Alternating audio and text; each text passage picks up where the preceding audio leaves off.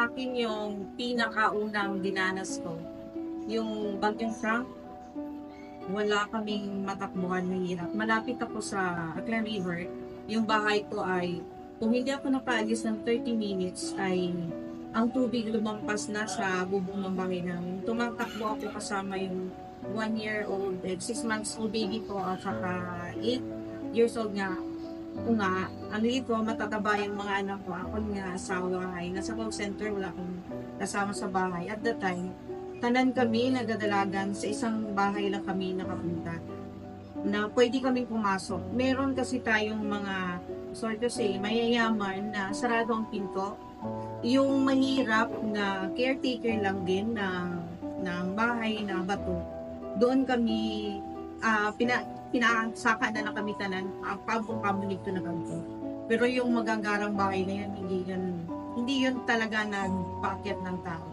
And then, konti lang din sa amin nakadala ng mga pagkain. May noodles. First time ng anak ko kumain ng noodles na may talbos ng kalabasa. Lahat kami yung 2 pirasong noodles ay hati-hati na may kasamang kanin sa loob. Sambong kalderong kanin na amon nga ginahigaan ay may tubig na yasidalon tapos ibang mga kasama namin doon sa bubong sila.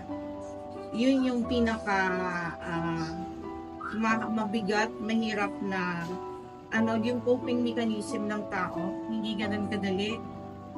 It's not all about food, yung emotional, kasi alam mong meron kang mga kapitbahay na pwedeng tumulong pero yung nakatulong lang sa'yo is yung same level din lang ng buhay mo.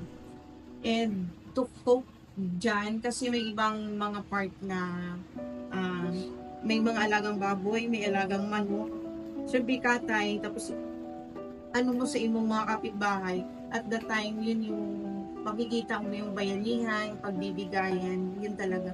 Sa amon nga community ay maliban sa bahaon amon nga area which is bisan sang kritiro ulan hay ginabaha at amon nga mga kabuhayan ay parang na-damage. Yung area namin parating may bahasa na maraming gamot para sa leptospirosis kasi hindi lahat afford bumili kahit yung ating mga ibang mga vitamins, yung ibang matatanda. Limited lang kasi ang gamot na nakukuha sa health center eh. Maliban doon, so natuloy lang din ang project ng DA na seminar on agriculture kasi kailangan natin food security parati.